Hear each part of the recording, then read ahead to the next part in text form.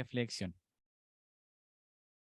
Como saben, en este último tiempo hemos estado hablando acerca de cómo debemos dar razón de nuestra fe, cómo debemos defender nuestra fe, pero no buscando desde un punto de vista en el cual tengamos que ir a pelear o discutir con otras personas, sino que ante las preguntas que el mundo nos hace, nosotros podamos tener una respuesta que sea clara y basada en el Evangelio. La semana pasada estuvimos hablando acerca de si somos todos realmente hijos de Dios. Y ahí estuvimos viendo unos tips para reconocer quiénes son realmente los hijos de Dios. Nos dimos cuenta que no todas las personas del mundo son hijos de Dios, que son solamente algunas personas quienes hacen su voluntad. Por lo tanto, así como Dios, no todos son hijos de Dios, hay otra cosa que el mundo utiliza bastante, que es Dios es amor. Y muchas veces cuando dicen Dios es amor, lo usan para justificar sus actitudes pecaminosas. Lo dicen para decir, da lo mismo como veo hoy día, total, Dios es amor. Total, Dios me ama. Otros dicen, bueno, si Dios me ama tal como soy, entonces si yo soy de esta manera, es porque Él me hizo así, pues. Entonces es problema de Él. Y así salen un montón de afirmaciones que están erróneas en cierta parte, porque dicen que Dios es amor. Y esa es la única parte cierta que está en la oración. El resto de la frase no es verdad. Dios es amor y Dios nos ama a cada uno de nosotros. Ahora, para entender todos digamos, un marco sobre el cual nosotros podamos entender lo que es el amor, debemos definirlo. Y eso no pone muy feliz a la gente de Mago de Oz. Como algunos sabemos, el amor se divide, o el amor al que hace referencia en la Biblia es de a tres tipos: el amor eros, el amor filio y el amor ágape. El primer amor, el eros, es el que tenemos, por ejemplo, los esposos por las esposas y lo que tienen las esposas por los esposos. Está ligado a la intimidad que se da dentro del matrimonio. Por otro lado, el amor filios es el amor o afecto que nosotros podemos tener por algún familiar, por algún ser querido, por alguien de nuestra familia. Y finalmente tenemos el amor ágape, que es el amor que tiene Dios por cada uno de nosotros. Y ese amor es un amor incondicional. Ese amor es un amor tan grande que rompe para nosotros los esquemas y que va más allá de lo que nosotros podamos entender. Es un amor tan grande que llegó al punto en el cual Jesucristo dio su vida por nosotros. Jesucristo demostró ese amor hacia sus discípulos y hacia el resto de la humanidad yendo al Calvario en la cruz. Por lo tanto, el amor que dice el amor de Dios es algo diferente y algo que de repente no entendemos muy bien. Y esas preguntas, o sea, y el amor bíblico tiene como referencia y como motivador y como fuente a Dios. Es decir, la esencia misma de Dios es el amor. ¿Ya? Entonces, si Dios tiene ese amor incondicional por su creación, por sus hijos, por la humanidad, porque Cristo vino a morir por la humanidad, ¿por qué hay algunas cosas que nos hacen dudar de que sea así? Y este es el título de esta reflexión. Si Dios es amor, entonces, ¿por qué tengo que cambiar? Si Dios es amor, entonces, ¿por qué hay sufrimiento? Si Dios es amor, entonces, ¿por qué existe el infierno? Y esas son preguntas que quizás cada uno de nosotros nos hayamos hecho en más de alguna ocasión, o quizás alguien nos haya preguntado a nosotros y no supimos quizás cómo responderlo. Y es por eso que hoy vamos a reflexionar en estas tres preguntas y vamos a tratar de responderlas de tal manera que cuando alguien nos vuelva a preguntar, nosotros sepamos cómo responder. Así que los invito a que quienes tienen su cuaderno puedan comenzar a anotar, a quienes no tienen un cuaderno puedan buscar un papelito, una servilleta, lo que sea, para ir tomando nota de lo que hoy vamos a comenzar. Y obviamente que tomen su Biblia, porque la Biblia es nuestra herramienta fundamental. La primera pregunta por la cual hoy vamos a hacer, le voy a dar un segundito mientras tomo agüita para que la busquen.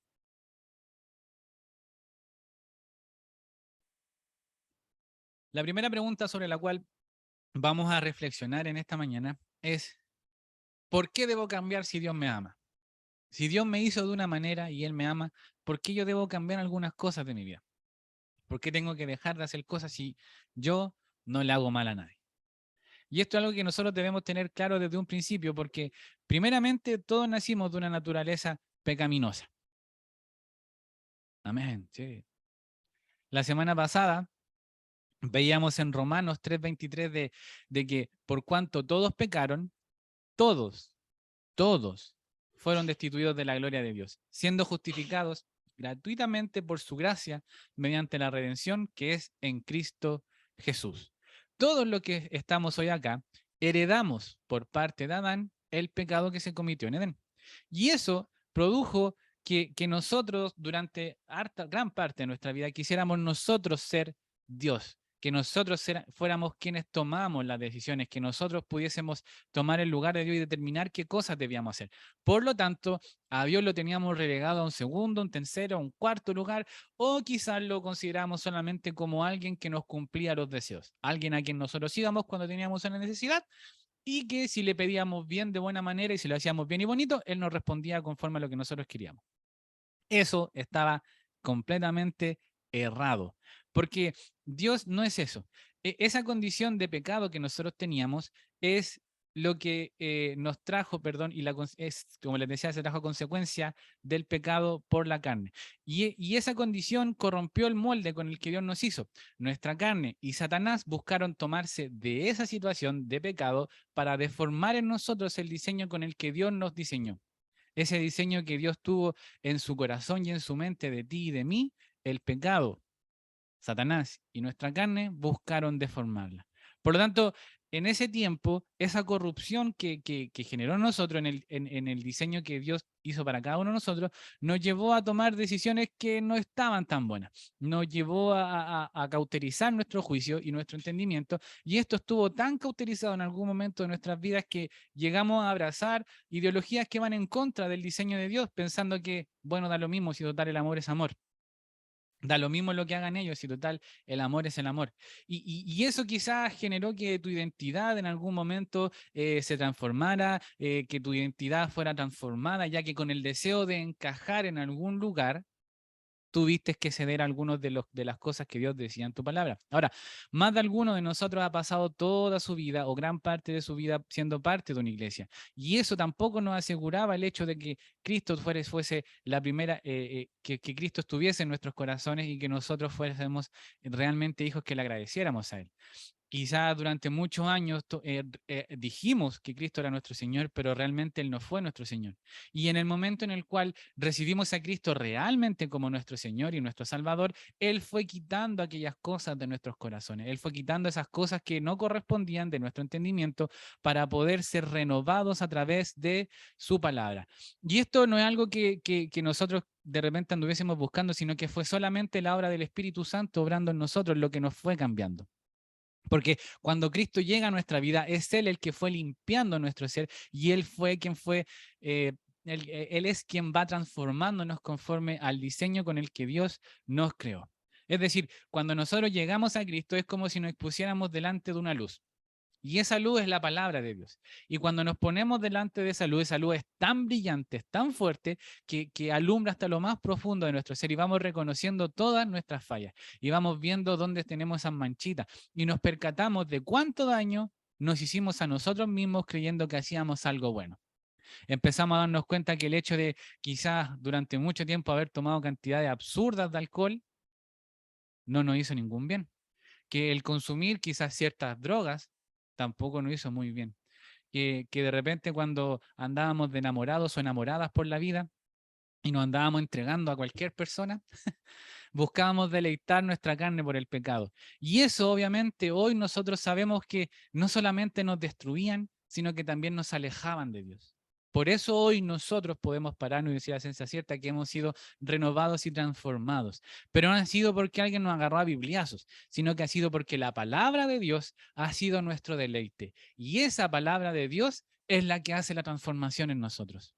Porque ahora no buscamos satisfacernos con las cosas del mundo, sino que buscamos solamente satisfacernos con la palabra. Y esa palabra de Dios redarguye, esa palabra de Dios nos contradice nuestra forma de vivir, nos confronta contra nuestra naturaleza. Y es eso lo que produce el cambio. El apóstol Pablo escribe a los hermanos en la iglesia en Roma, en el capítulo 12 de su carta: así que hermanos, os ruego por la misericordia de Dios que presentéis vuestros cuerpos en sacrificio vivo, santo y agradable delante de Dios, que es, que es vuestro culto racional.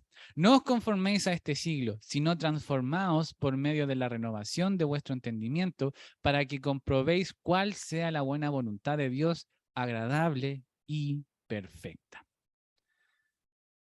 es esta palabra. ¿Me confirman si siguen viendo el PowerPoint, por favor? Sí, maravilloso. En el verso 1 de lo que acabamos de leer, de este capítulo, dice que nosotros debemos presentarnos como ofrenda delante del Señor. Es decir, nosotros debemos presentarnos como un sacrificio vivo delante de nuestro amado Señor. Y eso no debe ser solamente algo que llevemos en nuestro foro interno, en nuestros corazones, como lo veamos el bien en el discipulado, que nuestra alabanza y nuestra adoración debe ser expresada con nuestro cuerpo, con nuestro ser. Y eso mismo debemos hacer cuando nos presentamos delante de Dios como un sacrificio vivo. Debemos presentarnos como un sacrificio vivo, santo y agradable, aprobados y aptos para tal ofrecimiento.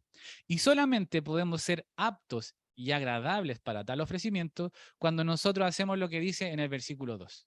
Cuando nosotros no nos conformamos a este siglo y somos transformados por medio de la renovación de nuestro entendimiento para poder comprender cuál es la voluntad de Dios, buena, agradable y perfecta.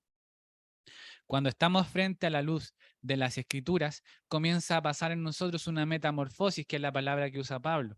Y esa metamorfosis viene a través del cambio del entendimiento. Metamorfosis significa una renovación, una transformación de algo, en este caso de nuestro entendimiento. Y esta palabra comienza a transformar nuestra vida a tal punto de que Dios comienza a hacer sus obras y llegamos a encontrar que las cosas que antes encontrábamos atractivas ya no son tan atractivas, que esas cosas que nos gustaban tanto hacer hace un tiempo atrás, ya no nos gustan tanto hacerlo porque encontramos que no son tan buenas para nosotros. Empezamos a ver de que el hecho de ver la palabra, de escuchar la palabra, de leerla, empieza a trabajar en nuestro ser de tal manera que empieza a transformar y empezamos a ver que esas cosas que, como les decía, que antes no nos gustaban, ahora sí nos empiezan a llamar la atención. Empezamos a ver de que ya no necesitamos de la aprobación de alguien, sino que solamente necesitamos escuchar que Dios está conforme con lo que estamos haciendo. Cuando nosotros empezamos a escuchar la palabra, el Señor, esta palabra nunca vuelve vacía, sino que empieza a hacer su obra en nosotros. Y esa obra hace que algunas cosas que ya no nos que hacíamos antes, dejemos de hacerlas. Y esto no es porque lo diga yo como pastor, o lo diga Andreina, o lo diga alguien de la iglesia, sino que es el Espíritu Santo que mora en ti el que comienza a activar esa palabra. Y el que comienza a hacer el cambio en tu entendimiento. El que esa palabra que entra por tus oídos y que entra por tus ojos cuando la lees, tenga un efecto en tu vida.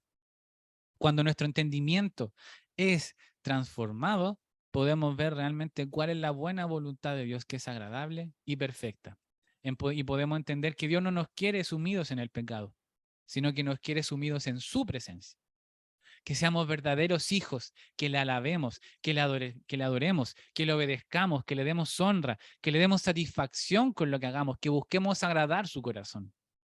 Por lo tanto, para un hijo de Dios, para alguien que busque ser realmente un hijo de Dios, el cambio es inevitable.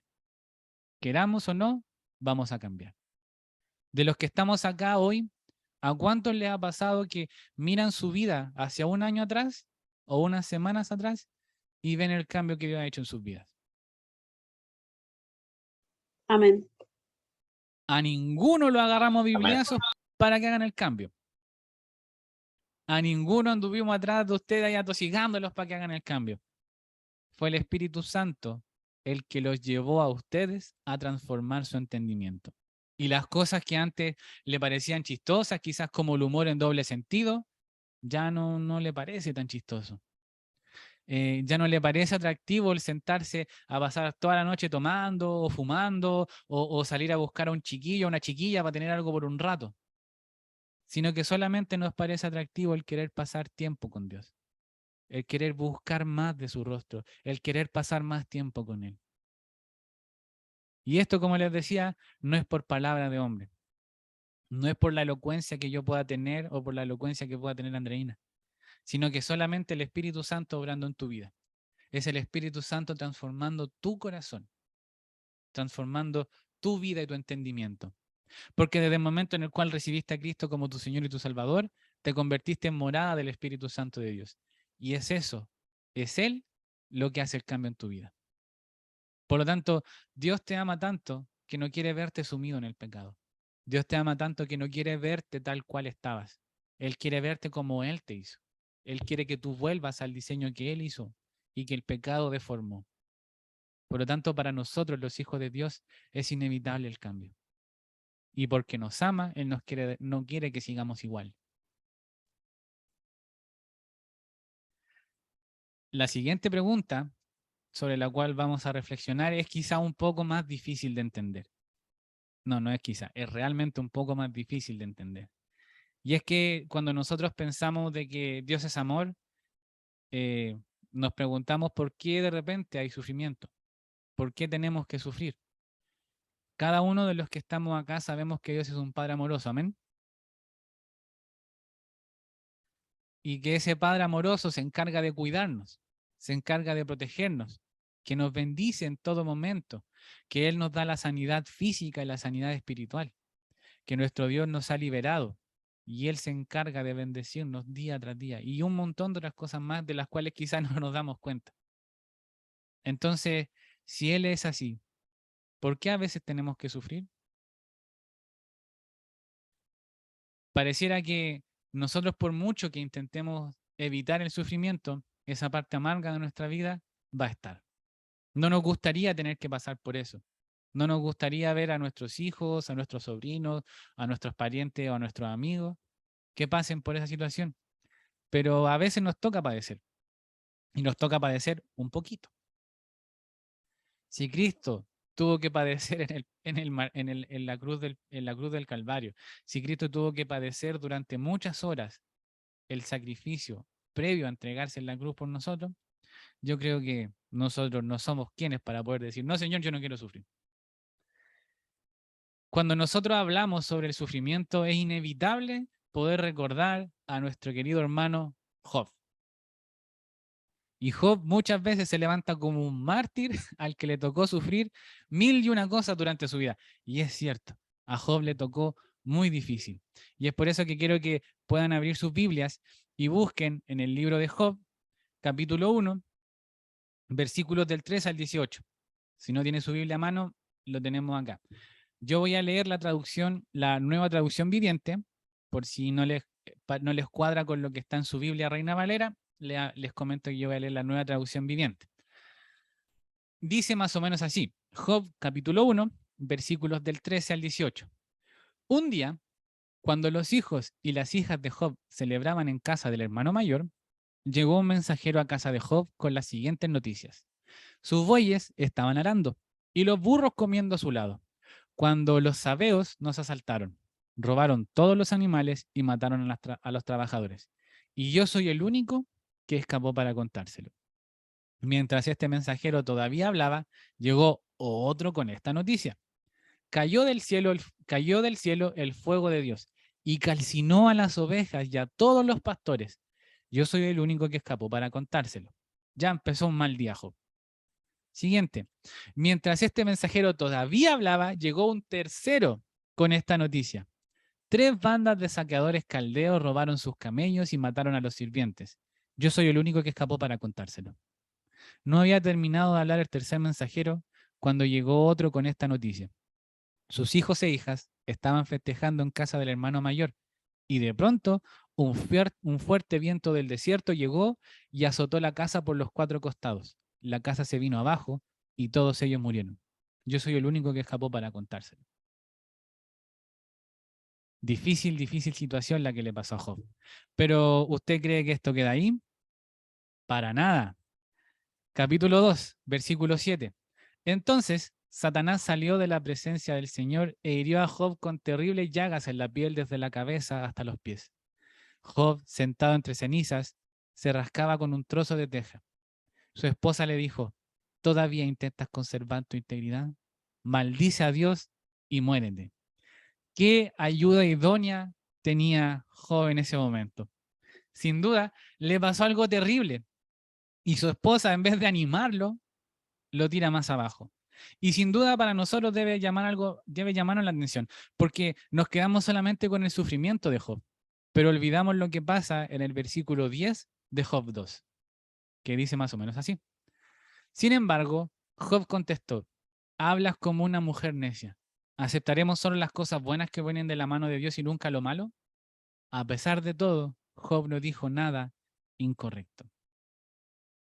Teniendo todo en su contra, pasando por un terrible dolor emocional y un terrible dolor físico, Job se mantuvo firme.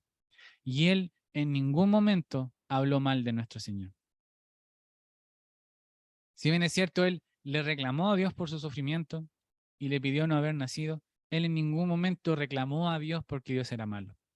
La familia de Job, como nosotros podemos decir en estos tiempos, tenía un buen pasar. Tenían una prosperidad en todos los aspectos, no solamente económica. Y cuando se les puso la pista muy adversa, la esposa de Job lo invitó a maldecir a Dios, al mismo Dios que tanto les había bendecido, al mismo Dios que tan bueno ha sido con ellos, lo invitó a hacer algo negativo, a renegar de él, para que luego se muriera. En esta situación, yo creo que nosotros no responderíamos lo mismo como Job. No llegaríamos al punto de maldecir a Dios, pero sí le reclamaríamos y le diríamos, yo sé que soy de tus mejores guerreros, pero no me des estas batallas. Ese es otro dicho que no tiene ningún sustento bíblico por si acaso. Cuando nosotros pasamos por un tiempo de sufrimiento o vemos a personas sufrir, nos cuesta entender lo que está pasando. Y nos cuesta entender cómo este Dios amoroso puede hacer pasar por esas cosas. Y es que la voluntad de nuestra vida, la voluntad de Dios, perdón, para nuestra vida, siempre es buena, es agradable y perfecta, como lo leímos un poquito en Romanos 12. Pero esto no significa que no tengamos que pasar por pruebas. Porque es en las pruebas donde se ve dónde está realmente nuestro corazón. Porque es en los momentos de dificultades vemos si realmente amamos a Dios. Porque cuando las cosas van bien, es re fácil decir que yo amo a mi familia. Pero cuando tengo problemas grandes con mi familia, a ella no lo amo tanto. Y el amor de Dios, recordemos, es un amor incondicional para cada uno de nosotros. Por lo tanto, Él siempre nos ama y siempre nos va a amar. Ahora, nos quedamos solamente con Job, pero el apóstol Pablo dice, porque a vosotros os he concedido a causa de Cristo, no solo que creáis en Él, sino que también padezcáis por Él. Ay, no está tan agradable la cosa. El apóstol Pedro dice, amados, no os sorprendáis del fuego de prueba que os ha sobrevenido, como si alguna cosa extraña os aconteciese, sino gozaos por cuanto sois partícipes de los padecimientos de Cristo, para que también en la revelación de su gloria gocéis con alegría. Esta es una canción que nosotros cantábamos mucho en algún tiempo. Mas al Dios de toda gracia, que nos llamó a su gloria eterna, en Jesucristo. Y esta parte no la cantamos. Después de que hayáis padecido un poco de tiempo, Él mismo os perfeccione, afirme, fortalezca y establezca. A Él sea la gloria, a Él sea el imperio por los siglos de los siglos. Amén. Yo no sé qué llevó al hermano Marco Cuida a sacar esa parte, pero bueno. Claro. Nosotros podemos seguir hablando de ejemplos y sacando versículos que hablen del sufrimiento. Jesucristo mismo dijo que en este mundo vamos a tener aflicción. Pero lo claro es que se nos advierte de que esa situación vamos a tener, pero que esto es bendición para nuestra vida. Matthew Henry dice, lo que es aflicción para el cuerpo es con frecuencia un bien para el alma. Algo que, aunque entristezca el rostro, mejora el corazón. Y es que cuando pasamos por momentos de dificultades es cuando realmente se pone a prueba si nuestra mirada está realmente puesta en los cielos o está puesta en lo que recibimos del cielo. El hermano de nuestro Señor Jesucristo, el escritor del libro de Santiago, dice, hermanos míos, tened por sumo gozo cuando halléis en diversas pruebas, sabiendo que la prueba de vuestra fe produce paciencia.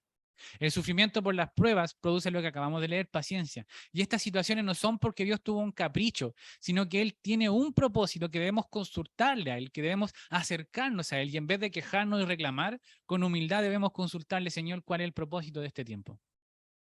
Señor, yo sé que tú vas conmigo en medio de esta prueba. Porque su palabra dice que aunque andemos por valle de sombra y muerte, Él no nos va a soltar. Porque su palabra dice que aunque estemos en el desierto, Él va a abrir un camino que quizás nosotros no estemos viendo. No dice que no vamos a pasar por el camino, no dice que no vamos a pasar por valle de sombra y de muerte, sino que dice que lo vamos a pasar con Él. Y es en esos momentos donde debemos decirle, Señor, yo te pido que mis emociones no me dominen. Enséñame cómo darte la gloria y la honra en medio de este tiempo de dificultad que estoy pasando. Padre amado, yo sé que tus planes son buenos. Yo sé, Señor, que tu voluntad es buena para mí. Y te pido, Señor, que tú me des entendimiento para poder mantenerme firme en esta época. Cuando nosotros dependemos realmente de Dios, vemos que las cosas no son tan fáciles como nosotros creíamos. Cuando nosotros decimos yo creo en Dios y lo invito y lo dejo y me someto a Él y dejo que su voluntad se cumpla en mi vida, la pista realmente se pone difícil porque el soltar el control de nuestras vidas es algo que nos prueba a nosotros nuestra dependencia. Y eso nos da inseguridad. Y esa inseguridad generalmente nos hace sufrir. Si no nos creen, pregúntenos con Andreina. ¿Cómo lo hemos pasado? Pero sabemos que en medio de estas pruebas, sabemos que en medio de estas dificultades, sabemos que en medio del sufrimiento por el cual pasemos, la gracia de Dios nos va a sostener. Y en medio de la angustia, Él nos va a tomar de su mano para que de nuestra boca no salgan palabras de queja, sino que salgan palabras de alabanza.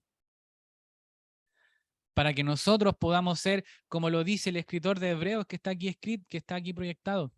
Mirad bien, no sea que alguno deje de alcanzar la gracia de Dios, que botando alguna raíz de amargura os estorbe, y por ella muchos sean contaminados. Cuando nosotros somos hijos de Dios y estamos sometidos a pruebas, como les decía, debemos agradecer por este tiempo. Y en ese tiempo que pasemos, las raíces de amargura no van a brotar en nuestro corazón y no nos van a estorbar. Y las raíces de amargura que podamos tener de tiempos anteriores van a salir. Y eso va a ser un camino y va a allanar el camino para quienes vienen después de nosotros. Y muchos no van a ser contaminados, muchos van a ser salvos. Porque van a ver que tú, a pesar de las dificultades que pasaste, te mantuviste firme. Y viste cómo Dios te bendijo en medio de la dificultad. Cómo Dios en medio del sufrimiento te llevaba en brazos. Como dice esa historia de las huellas en la arena. Como les decía, a nadie le gusta el sufrimiento. Pero a veces ese sufrimiento nos enseña. Es en el desierto donde aprendemos realmente a confiar en el Señor. Es en la angustia donde realmente vemos la mano del Señor moviéndose a favor nuestro. Porque muchas veces nos volvemos hijos malcriados cuando recibimos siempre un sí. Cuando vemos que las cosas son buenas. Agradezcámosle al Señor por las dificultades. Agradezcámosle al Señor por el sufrimiento. Porque primero, siempre puede ser peor. Y segundo, Él ha prometido que va a estar con nosotros todos los días de nuestra vida. Por lo tanto, Dios nos ama y también nos pasa por el fuego para poder probar nuestro corazón y que realmente depositemos nuestra confianza. Finalmente, si Dios es amor, ¿por qué existe el infierno? ¿Por qué existe el Hades? ¿Por qué existe el Seol? ¿Por qué ha creado un lago de fuego? Y ese lugar ha sido creado para quienes no le conocen a Él. Ese lugar ha sido creado para que reciban su condena por todas las fechorías que cometió Satanás y sus seguidores. A ese lugar van a caer ellos. Y Dios es el único que puede llevar a ese lugar. Ahora, de repente nosotros decimos, el infierno es algo que no está bajo el dominio de Dios. Y nos olvidamos de que Jesús tiene las llaves del infierno. Por lo tanto, el lugar donde vive Satanás ni siquiera está gobernado por él. Está gobernado por Dios. Siguiendo el ejemplo tomando un poco nuevamente el ejemplo de Job, todo lo que le pasó se le ocasionó a Satanás, pero fue porque Dios lo permitió. No fue porque Satanás haya hecho algo que fuera, que sea alejado de la voluntad de Dios. Como les decía, Dios ha creado el infierno para dar condena a quienes sean los seguidores de Satanás. Y esta situación es la contraparte de la bondad de Dios. Dios es perfectamente justo y por lo tanto, si Él es justo, debe haber alguna paga por las cosas malas, por el pecado que las personas hacen. Si no, si Dios no considerara el pecado, no sería justo. Así como cuando yo meto la mano abajo del agua hay una consecuencia que me mojo, también hay una consecuencia por el hecho de no recibir a Cristo como mi Señor y mi Salvador y seguir viviendo en el pecado. Dios es amor, que no se nos olvide nunca. Y Él ama todo lo que es bueno. Él ama todo lo que se ha consagrado y apartado para Él. Dios ama todo lo que es santo, porque Él es santo. Dios ama todo lo que Él con sus manos hizo, no lo que el pecado transformó. El profeta Habacuc escribe que Dios es muy limpio y que él no puede ver el mal como está aquí proyectado. El salmista dice que los juicios de Jehová son rectos. Por lo tanto, si los juicios de Jehová son rectos, ¿qué va a pasar con aquellas personas que no lo reciban? ¿Con aquellas personas que renieguen de él? Nosotros, ¿qué va a pasar con nosotros? ¿Dónde nos vamos a ir? ¿Nos vamos a ir al cielo o nos vamos a ir al infierno? Amén.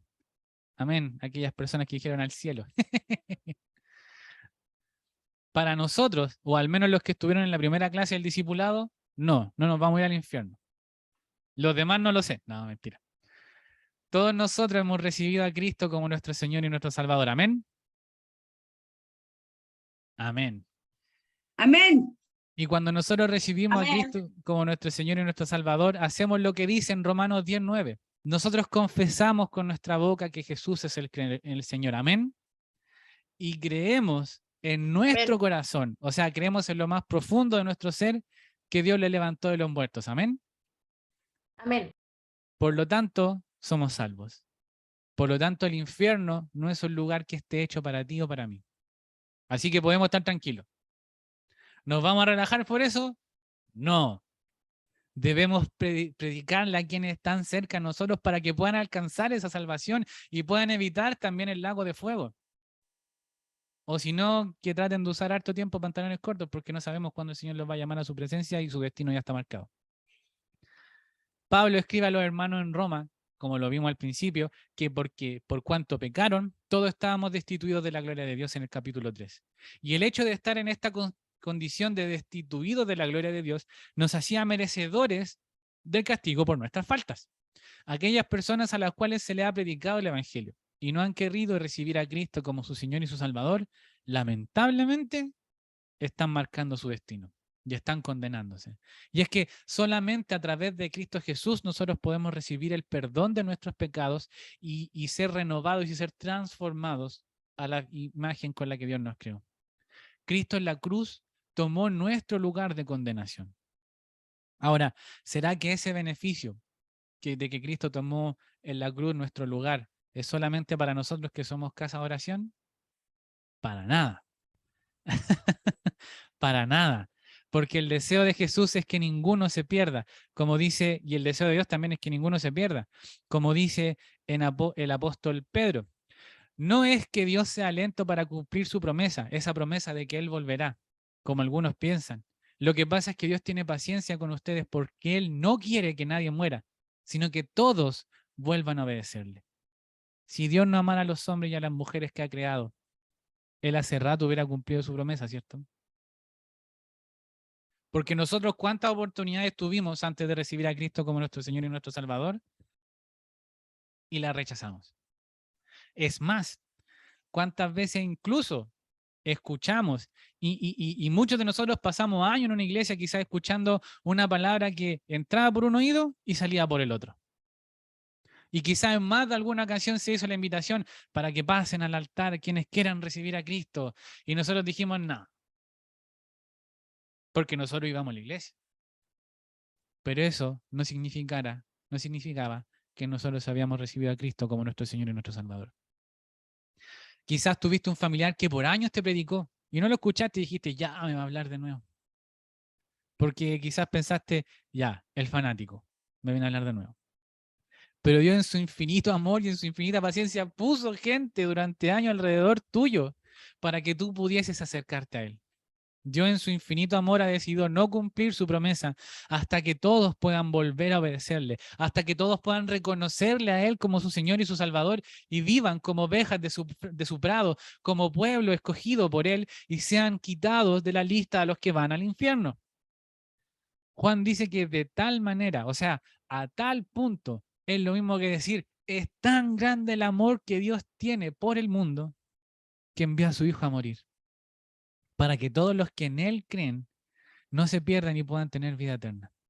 Es decir, Dios envió a su Hijo para tomar nuestro pecado, para que aquel que siempre estuvo conectado al Padre, por un momento se separe del Padre y sienta el peso del pecado, y su justicia cayese sobre su Hijo. y no sobre nosotros. Es decir, no solamente Dios envió a Jesús a morir por nosotros, sino que también Jesús recibió el castigo de nosotros para que nosotros pudiésemos ser justos delante de Dios. Y aún así hay gente que no lo recibe. Aún así hay gente que encuentra que eso no es suficiente. No podemos negar hoy que tú y yo estamos en una posición de privilegio cuando nos comparamos con aquellos que no han recibido a Cristo como su Señor y su Salvador. Y es por eso que nosotros debemos buscar predicar no solamente con nuestras palabras, sino que también con nuestros actos, para evidenciar las consecuencias que ha traído en nosotros el someternos a Dios, que son solamente consecuencias buenas. Que podamos ser testigos firmes, ser testigos fieles, que llamen a otros, para que ellos también puedan abrir sus ojos y sepan que el infierno es algo real y que la única manera de evitarlo es a través de Cristo Jesús. Que no hay santos,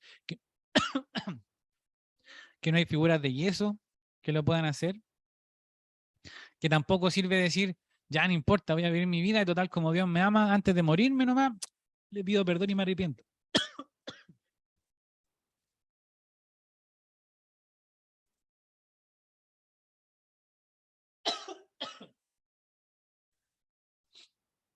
Que no sirve, perdón, que no sirve ser de esas personas soberbias que dicen, en algún momento voy a recibir a Cristo.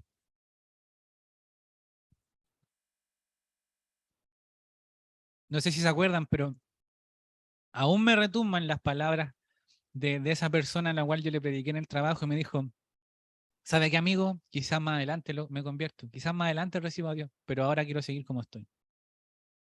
¿Qué pasa si esa persona no llega a ese más adelante en el cual se convierta? Y Dios lo llama a su presencia antes. ¿Qué va a pasar con esa persona?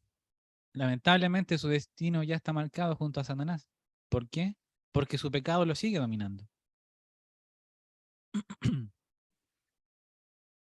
Por eso es que nosotros debemos predicar y testificar a Cristo a tiempo y afuera de tiempo, para quienes aún no son salvos puedan serlo salvos, para que se cumpla lo que realmente dice la palabra, tú y tu casa serán salvos.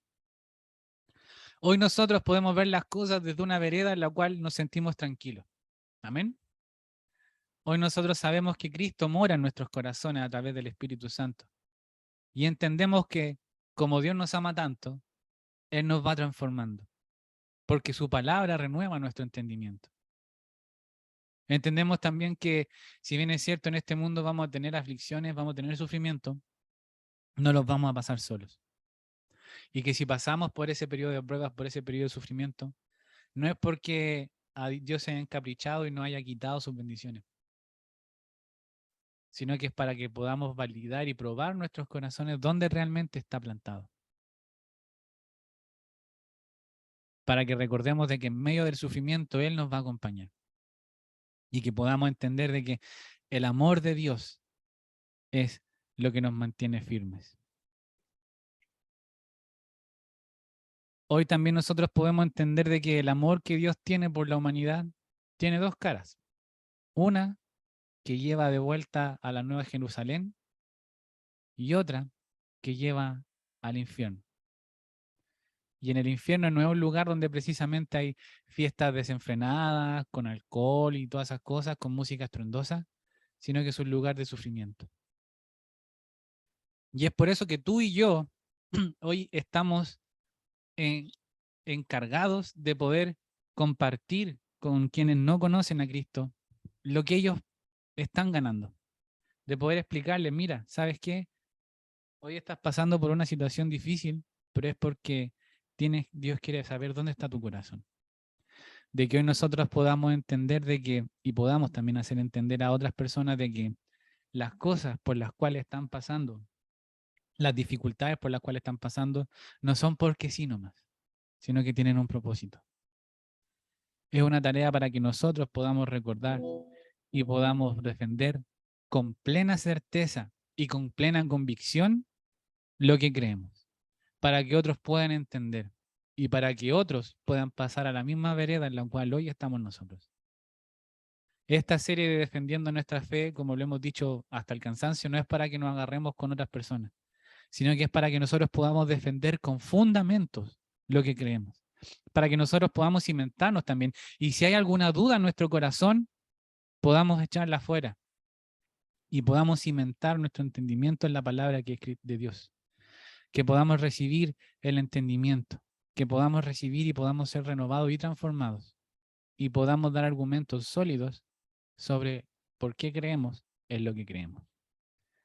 Les quiero invitar a que tengamos un tiempo de oración en el cual le podamos pedir a nuestro Señor que siga hablando en nuestro entendimiento y que Él siga obrando en nuestras vidas.